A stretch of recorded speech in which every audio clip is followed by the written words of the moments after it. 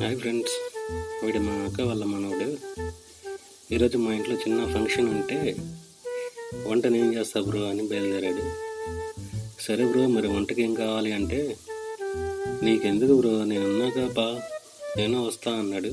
సరే రా బ్రో పోదాం మార్కెట్కి అంటే, వచ్చి చేతులు లేపి ఎక్కించమంటున్నాడు.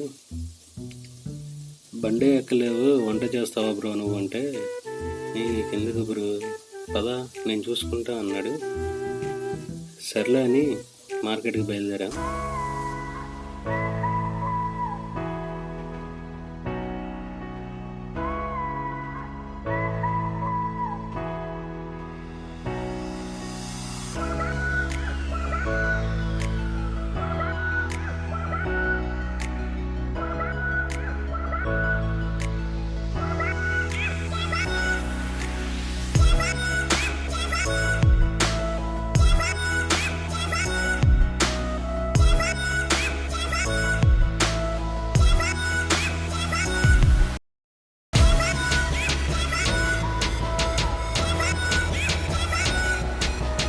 బండి ఎక్కలేడు కానీ బండి ఏదో వాడు తోలుతున్నట్టు ఫీలింగ్. అంటే ఏంటి బ్రో అంత మాట అన్నావు?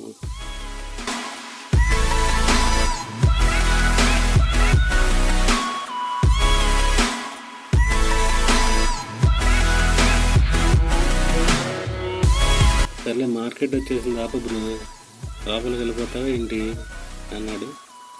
సర్లే అని ఆపా. రా బ్రో త్వరగా, టైం లేదన్నాడు. సర్లే పా బ్రో అంటే, అక్కడ టమాటాలు అన్నీ తీసుకుందాం పా అన్నాడు.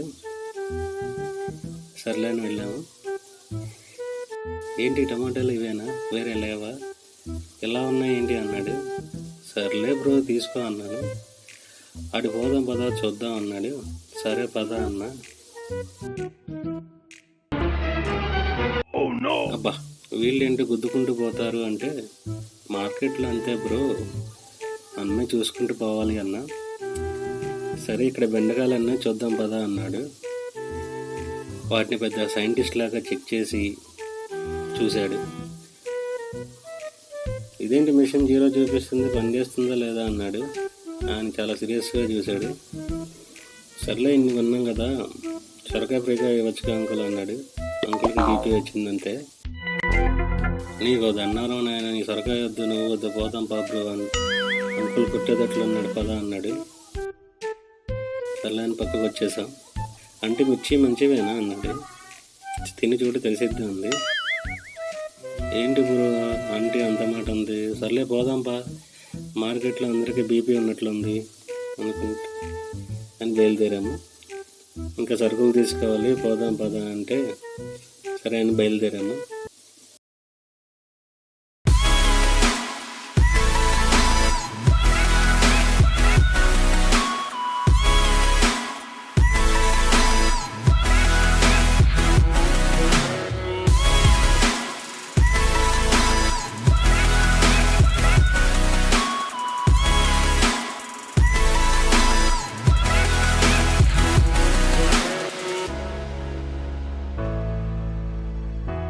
సర్లే లిస్ట్లో ఏమున్నాయి బ్రో అంటే,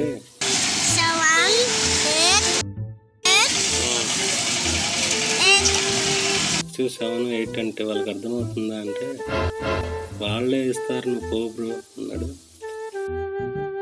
సరే అని సరుకులు తీసుకున్నాం, బయలుదేరాం.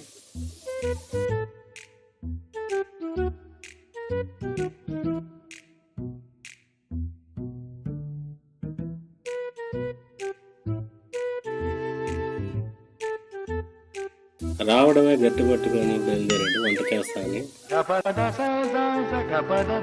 అప్పుడేనా బ్రో అన్నీ రెడీ చేయాలి, కట్ చేయాలి అంటే, ఈ దుంపదాగా ఇంకా రెడీ చేయలేదా, రెడీ చేసి పిలువు అన్నాడు.